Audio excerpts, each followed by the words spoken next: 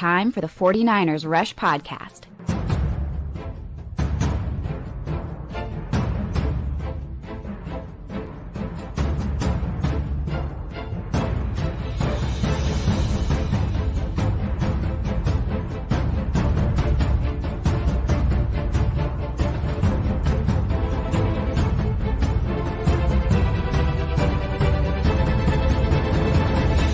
And here's your host, John Chapman.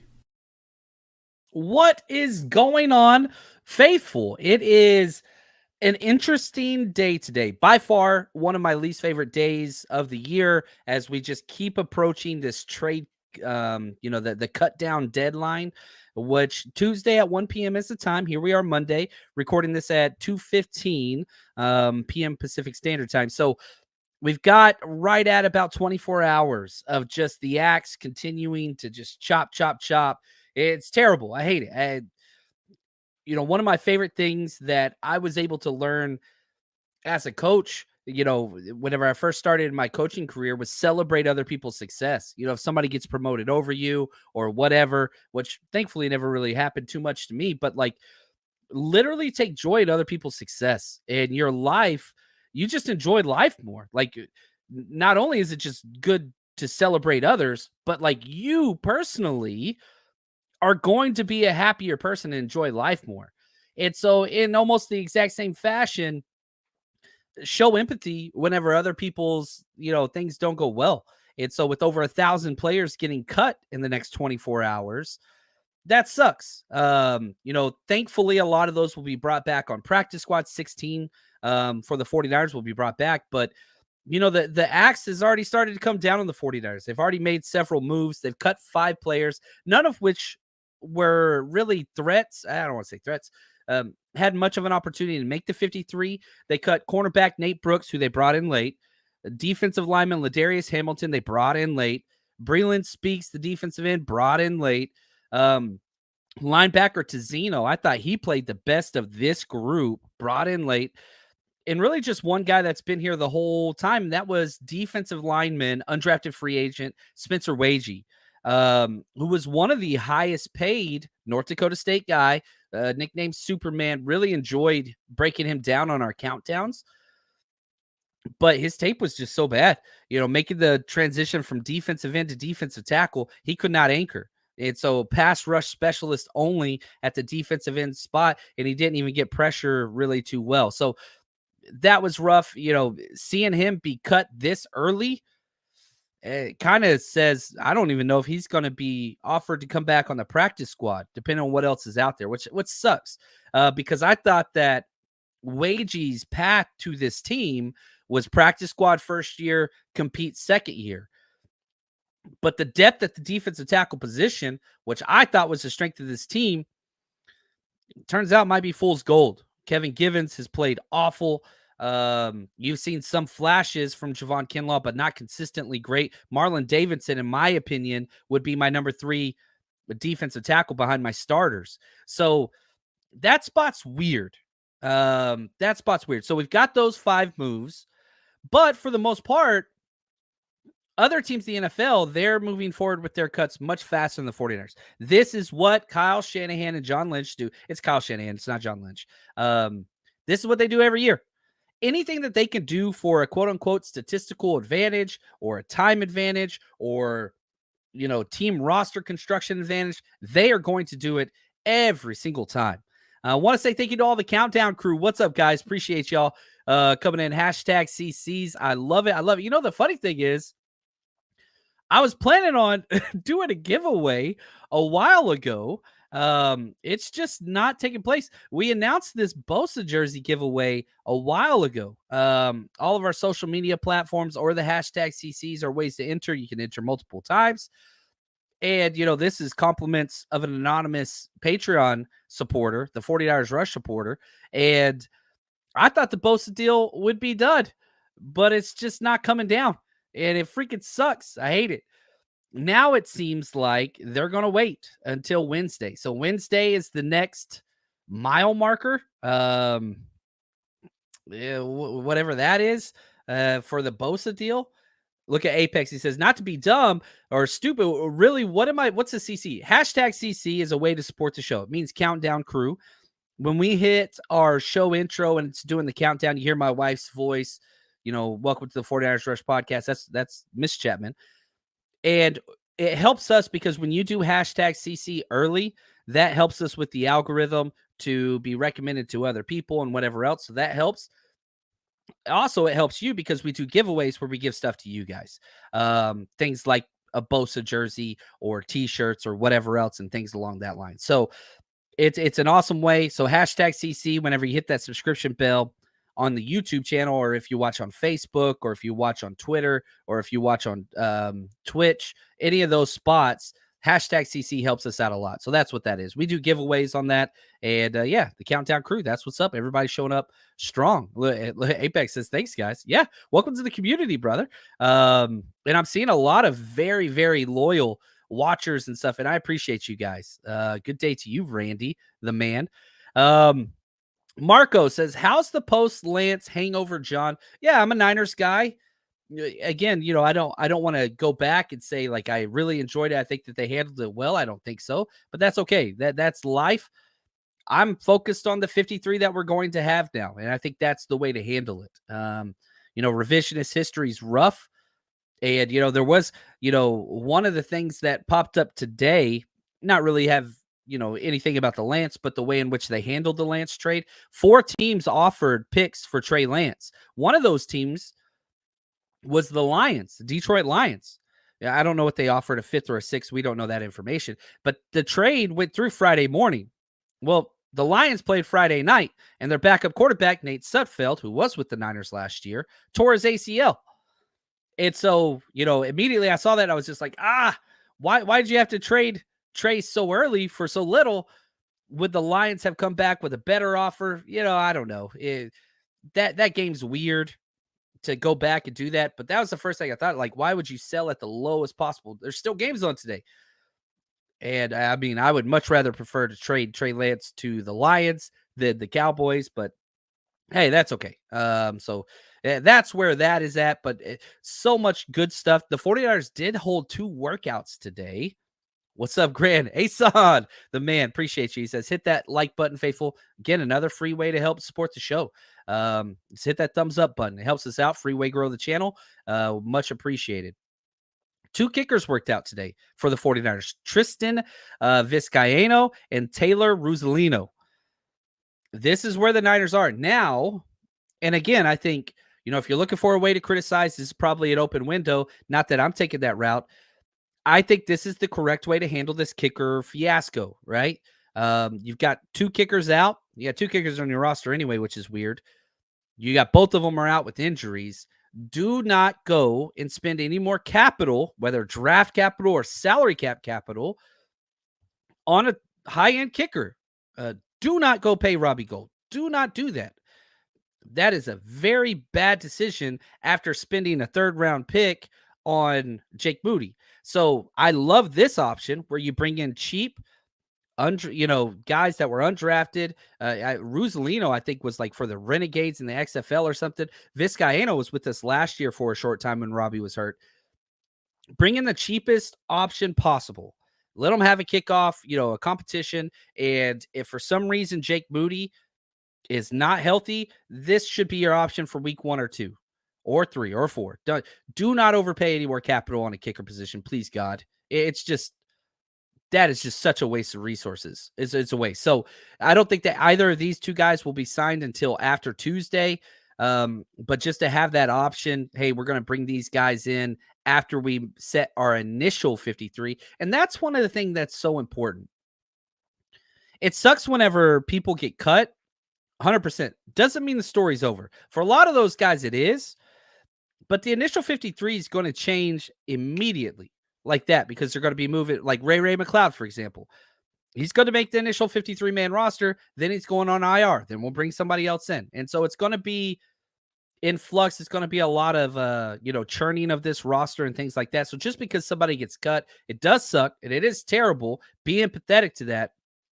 Doesn't mean the story's over. Milo, what's up, Eddie? Says, good day to all the faithful from Sydney, Australia. Ooh, Love to see that, man. Now, I will say real quick, if we're sticking with this idea of cuts, you're at 90, you got to get to 53. We still got 31 more cuts to go. 31. Now, last night we had our Zoom hangout, which was really, really cool. With which I call the brain trust. And we go through and we vote through all these different players and different roster spots. And it was awesome because I try my hardest to just kind of be the overseer, whatever, just kind of pay attention and just see how things go because I want to know how everybody else felt. They came up with the 53-man roster that I love. Disagree with some of the decisions. Just a couple tidbits from that. The brain trust, they're only keeping 2. So they decided to cut Brandon Allen, which I like that decision personally. Speaking of, what's up, Sin? She was by far one of the ones there that was incredible. Going to the running back position, that seems pretty obvious. Last year, the Niners kept 6 running backs. This year, I think it's only 5. The fact that they have already waived LeBourne and all those guys, and they're gone. CMC, Juice, Mitchell, Mason, TDP. I don't know who else. Maybe Jack Coletto, which that was probably one of the difficult decisions for us because when we were done with the 53, these are the people that were right on the fringe. Danny Gray, Jack Coletto, Charlie Warner, Alex Barrett, and Deshaun Jameson. They chose to stay away from number 22. I wore my Longhorn shirt today. But yeah, it's rough. But whenever you're looking at these rosters, like you've got, it's a twofold conversation. One, who's going to make this a better team? 2, who's going to get claimed by others? And you have to kind of play this, he's not going to make it back. He will make it back. Maybe he'll make it back conversation. There's a lot that goes into this. Marco says, what's the deal with Luter Jr.? Is he eligible for the PUP or would he go on IR? So he would be a PUP candidate. And this is one of the distinctions that I think people struggle with a lot. To qualify for the PUP, there's only one player on the roster for the 49ers that qualifies, and it's Darrell Luter Jr. You have to start training camp on the physically unable to perform list. He did. Mitch Wisnowski did. Those were the only 2. You have to stay on that PUP the entirety all the way up to the 53-man roster, which he has done. So he can go straight on the PUP, does not count against the 53. The 49ers could activate him at any point after 4 weeks. He has to miss 4 games. Very similar to what they did with Kalia Davis on the NFI, non-football injury list last year. But the NFI and the PUP are the exact same as far as roster limitations. The only difference is one gets paid a little more than the other. PUP, it's better to be on the PUP than the NFI. So hopefully that clears that up. So you get to keep Darrell Luter Jr. He will not cost against a 53. He's the only player for the 49ers that's eligible to go on the PUP because Mitch Wisnowski came off. If you come off the PUP for a day and go back on, you're not eligible for the PUP reserve, which is what takes place during the season. I hope that makes sense. Josh says, Zakelj should be the first one cut. Yeah, he had a terrible camp. He had a terrible preseason. I think that he will be cut. I also think that the 49ers might keep him. A couple players that I thought jumped up, and this is where it gets tough for me. Offensive line is definitely not amazing. It's not great, Bob, but I don't think it's bad either. And the first preseason game was scary because Matt Pryor played terrible. John Feliciano played terrible. Zakelj was bad. Poe was bad. It was just like everybody's bad that's not a starter. I think a lot of those guys elevated their play. I think the last O-line roster spot comes down to one of 2 guys. And I'm going to ask you guys this. I want to hear your opinion. I want you to put this up in the chat. The last spot, you got to choose one of these and only one. Ilm Manning, the undrafted free agent out of Hawaii. They say they want him at guard. They had a couple injuries, put him out at tackle. He was incredible. He'd be the smallest tackle in the NFL by a considerable margin. And the Niners came out and said, long-term, yeah, we want him back at guard. But what are you going to do? Is he going to play ahead of Feliciano? Do you keep him a tackle? Whatever else. Somebody that I think actually has a legit chance to have playing time is Keith Ishmael, who's a journeyman, probably a little easier to get back on the practice squad. But, he was the number 3 center, and they moved him to guard to see if he could have that, versatility, which he hasn't had in his career. Holy cow. I thought Keith Ishmael put up back-to-back huge games at guard and center. That is somebody that I really, really want to keep.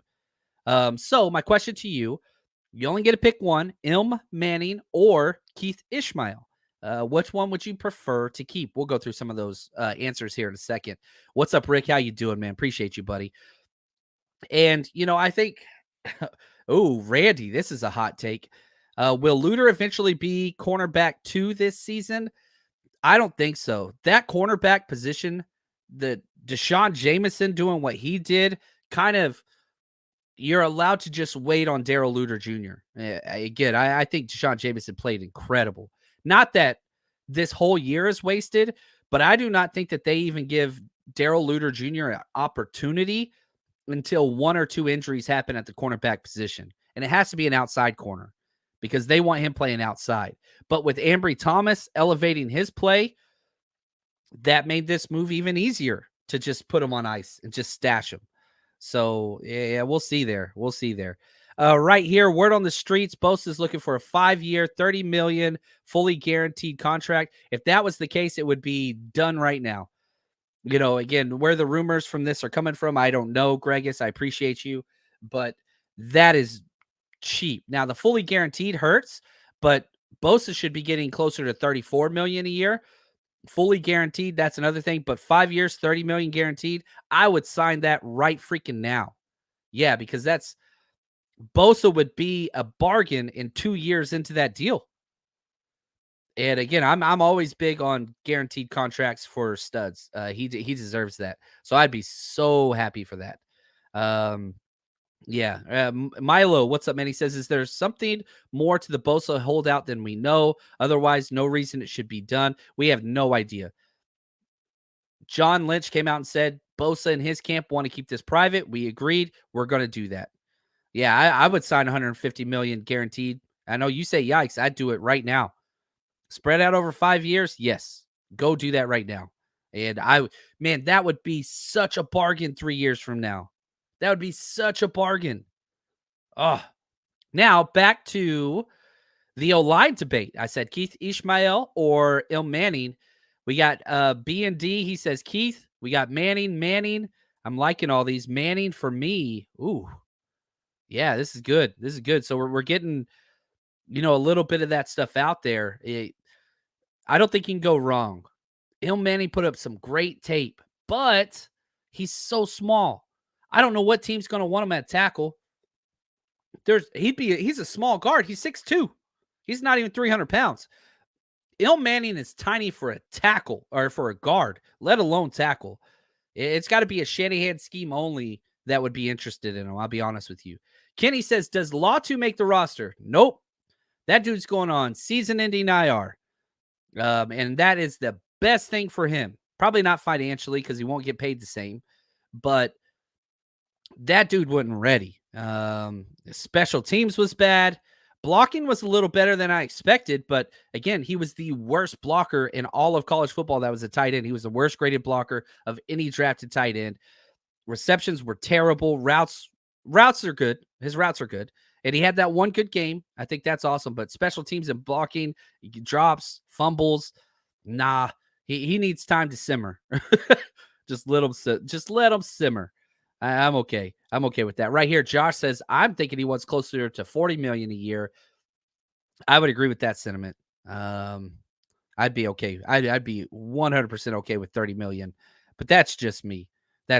Now, other things that I want to focus today's episode on, man, we've got our bets of the year out. I am so pumped. Year 5. Check this out, guys. So excited to announce for a 5th consecutive year, we are partnering with MyBookie. And if you do not bet on the 49ers games, I don't know what you're missing. We have posted profits 5 consecutive years, and we share the majority of our bets. We'll preview some of those here on the show, over on our Patreon account and on the 49ersrush.com. We will detail all of those. We'll hold your hand. We'll walk you through the process. We'll give you what to bet, how much to bet, all those things. Come along for the ride. And here's the thing that I say the most.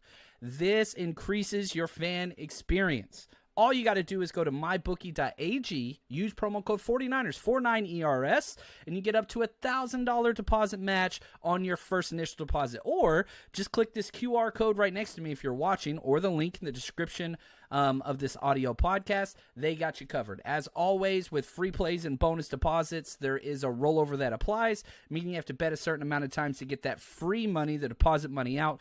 But we're going to do... If you bet with us, we'll cover that, and hopefully you will make some money. So head over there, mybookie.ag, promo code 49ers. Bet anything, anywhere, anytime with MyBookie. All right. Excited about bets this year. If you got any questions, always reach out. 49ersrushpodcast@gmail.com. We got you. A couple other roster comments before we jump into some of the bets that we got for the upcoming year. Chris says, please tell me Kinlaw's getting cut. Sorry, Chris. No way that's happening. One, you don't save money. Like even in the trade of, Trey Lance, you saved nothing this year. It was $900,000. Nothing, pennies. It would be even less for Kinlaw. You don't save money. So you've already paid them. Rookie contracts are guaranteed pretty much up front. And the defensive tackles behind him were terrible. Like Kinlaw played better than Givens by a mile. And I'm fine moving Marlon Davidson up ahead of him, but you're keeping 5-6 defensive tackles. That's what they did last year. They kept 6. He's definitely in that 6, and you already paid him. You don't save any money if you cut him. And he's a good locker room dude. Everybody loves him. Works really well. And he flashes. You watch the preseason tape. He was a part of 2 sacks. Now, is that like, oh, man, he's amazing and all this stuff? No, that's not what I'm saying at all. Has he lived up to the hype? Not even close. But what do you get if you cut that guy? You don't get jack squat. And if you look at our defensive tackles, it's rough behind him. So, yeah, he's not going anywhere. Right here, Farrell, he says, Latu, Isaiah Oliver, and Zakelj all got to go. Zakel's gone. Oliver's interesting because his contract, that dude, I mean, he got paid. And so, right here, yeah. Isaiah Oliver contract is guaranteed 1 year, $3 million. We lose $3 million against the cap if he's cut. He's not. Yeah, so we're paying him $3 million. But if you cut Isaiah Oliver, you have to pay more on top of that. So you will get more negative cap hits. So that's why I think Isaiah Oliver's making it. He's been terrible. There's no doubt about that. Like you can't go away from that. It's been really bad. Now, Latu, you can stash him for a year. He doesn't count against the 53. So not concerned there at all. Logan, yeah, you and me both, brother. He says, personally, I'd like Braden Willis to make the roster. Yes. If I was keeping 3 tight ends and I was in charge, thank God I'm not. Kittle, 100%. Braden Willis, Troy Fumagalli. Those are the 3 I'd keep. Those are the 3 best tight ends we've had. Charlie Warner, you want to sprinkle him in there with special teams and blocking, and he's a one-trick pony. That's what he does. Braden Willis, Ross Dwelly, duct tape. He's going to clear waivers. He's cleared in the past. So even if you're a Dwelly lover, you'd still cut him and then bring him back. Braden Willis looked good start to finish. Training camp, all of them. He was great. 9 showed out. That dude belongs. There's no doubt about that. Farrell says, trade Kinlaw for a future draft pick. What are you going to get, a 6th? We've got 12 draft picks already next year. I don't want to trade. I disagree with trading Lance for a 4th. One, just on the trade itself, but you should have got a player. You need help now. What's 13 draft picks going to do for us next year? We need players that help this roster right now. Our window is open.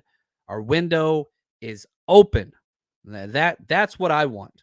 That's what I want. Now, Bets of the year, always one of my favorite times of the year. You go through and you bet like who's going to win divisions, who's going to make playoffs, over under win totals. We put up 28 bets on Patreon and the 49ersrush.com.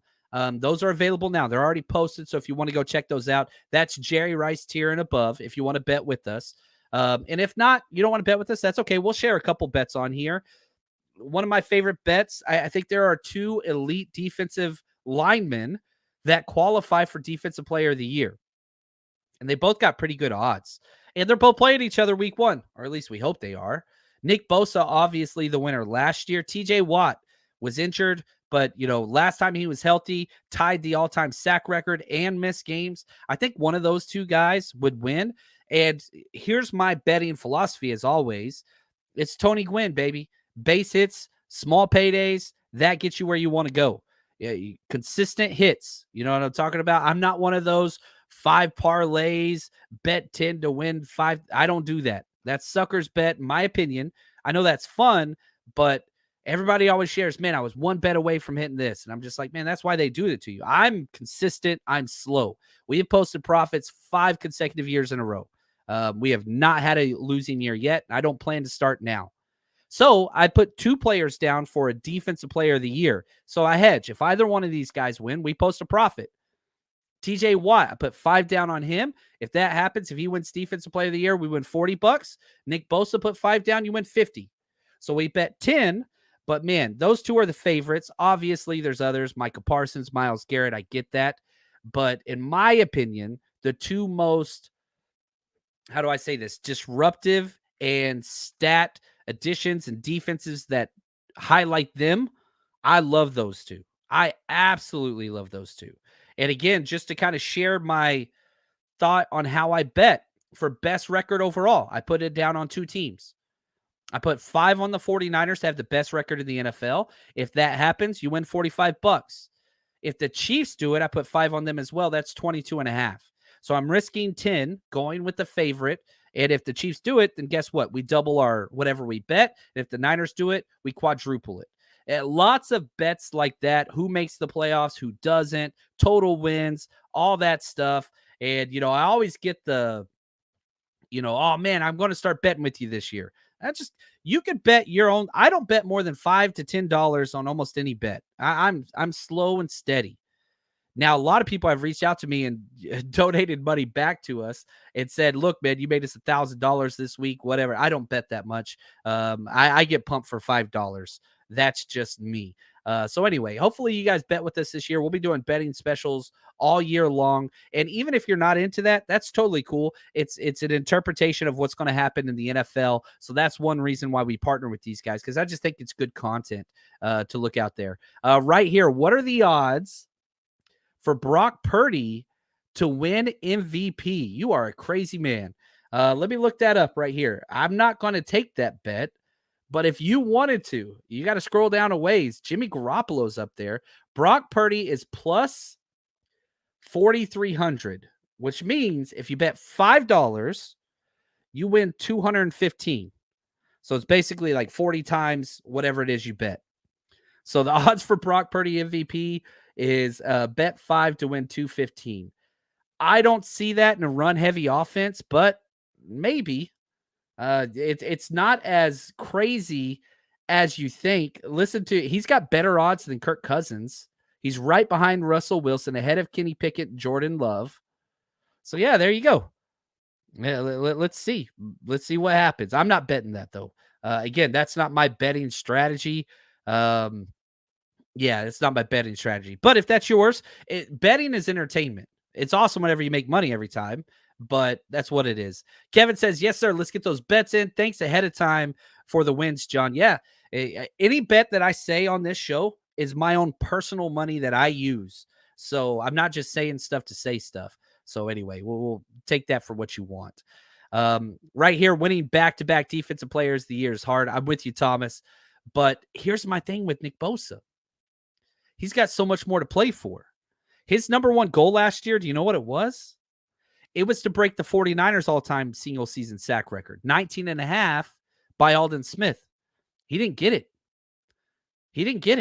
He's got more to fight for. I don't know, man. And that's why I hedge it with TJ Watt. I think one of those two just makes a lot of sense to me. Anyway, that bet 1,000 on that. There we go. You guys are got some crazy bets in there. I love it. I love it. Oh, what's up, Johan? How you doing? Live from Ireland. There we go. Face green smiling. We got face red smiling over here. That's what I do. Greg, it says I predict CMC has 2,000 all-purpose yards. I ain't mad at that at all. And very similar. This would be the last one I share on here. You can go check out the other 20 plus. For Offensive Player of the Year, I did something similar. I put $5 down on Justin Jefferson. Offensive Player of the Year almost always goes to the non-quarterback because MVP has shifted to quarterbacks only. Offensive Player of the Year is usually the best non-quarterback, right? Cooper Kupp, Derrick Henry, players like that. Saquon, like players like that. And so I put $5 on Justin Jefferson, $63 if he wins, and $5 on CMC, $73 if he wins. So again, you're betting 10, you can win 6 to 7 times if one of those guys hit. So again, just some different things right there. Right here, Jorge says, imagine trading off Buckner and replacing him with Kinlaw. Are you kidding me? That's not fair. Come on, man. It's not just Buckner for Kinlaw. It's 3 players. You got Jimmy Ward, Eric Armstead, and Kinlaw. And I would argue, I don't know if that trade worked out for either team. One, the Colts haven't won a playoff game since that trade, but Ward was incredible. Armstead still is contributing. I think that DeForest Buckner is the best of that, no doubt about it. But it's not Buckner for Kinlaw. That wasn't how it worked. The contract and what he got paid was almost exact dollar for dollar, those 3 other guys. But yeah, I don't think anybody really won that. It's just bad. I don't know what else to say. I don't know what else to say there. Now, a couple more things. Excuse me. There was a transaction that took place today that I really, really, really liked. And I think the Niners would be smart to go get this guy. I'm going to talk about that just after this. But if you're going to a game, you got to come party with us. Going to 49ers games is awesome. But what's even better than that is going to 49ers games with the faithful, joining the community. And we got you covered. The 49ers Rush Road Trip is going into its 4th year of bringing the faithful together. Night before parties, tailgates the day of. We got you covered. Go get your tickets at 49ersrushroadtrip.com. That's what's up. We've got 12 tailgates set up this year. Parties, all that kind of stuff. It's going to be an absolute blast. 49ersrushroadtrip.com. Now, one of I think the highest early on, the Buccaneers released a 6th-round pick defensive end, Jose Ramirez. Now, if you guys have been with us all offseason, you know I was huge on this guy. Well, I say huge. I had a 5th to 7th. I had a 6th-round grade on him. He was my edge 27, but I really like this kid. Do I like him enough? Like, who would I drop for him? That's the question. He's 6'1", 242, so he's super, super short, but explosive, great first step. Light D forward was my athletic comp for him. Uchenna Nwosu for Seattle is at how he plays.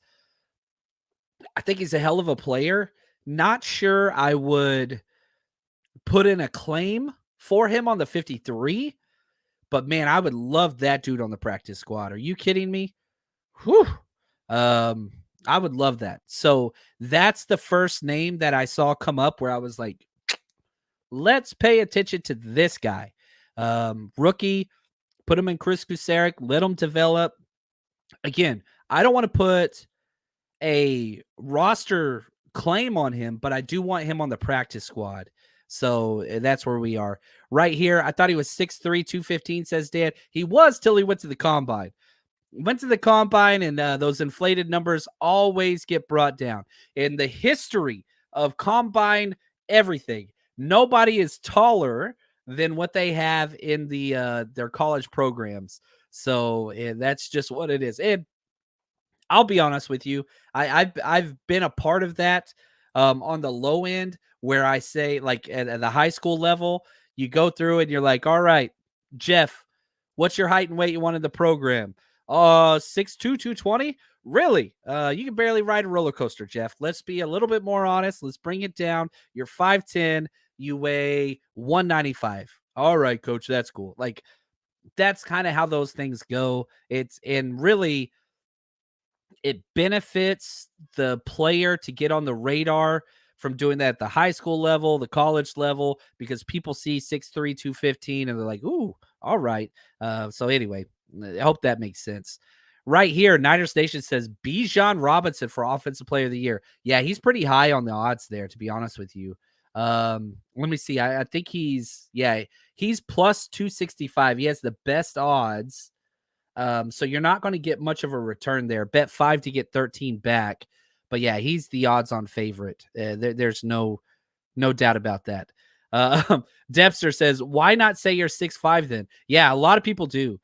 One of my favorite things about the combine, which I'm a nerd, this applies to nobody but me probably. I have never seen an Alabama player come in at his height, ever. It is 2 inches below whatever they have listed. Alabama inflates their numbers more than any other program. And, I think this is another huge reason why the Niners can't stand Nick Saban is, he lied to us about Reuben Foster and all that stuff, and they do all their own work. That's why every year when the Niners have their meetings, they have 2 to 3 meetings with every Alabama player because they just do not trust the coaching staff. And whenever they talked about the Alabama player they got this year, they mentioned Steve Sarkisian, the Texas coach who was at Alabama, because again, they do not trust Nick Saban. That's what it is. So anyway, I'm John Chapman, the 6'5" podcast host of the 49ers Rush podcast. That's just the way that it is, right? Now, so there's going to be a lot more transactions, and, it's par for course when every single time, somebody gets cut, everybody comes out and says Niners should pick them up. Niners should pick them up. And I'm guilty of that a lot of times. But we'll see what happens. So hold your breath. Hang in there. It's going to be a rough 24 hours. Wayne and I will be live tomorrow at 10. So expect us, come back, party with us. And until that time, really want to say just thank you guys. You are the absolute best. And if you want to go watch some film over on Patreon and the 49ersrush.com, we've got film breakdowns up of the entire preseason game. Those are up now. So go check those out and get those bets in. But until next time, you are the best. Stay strong, faithful.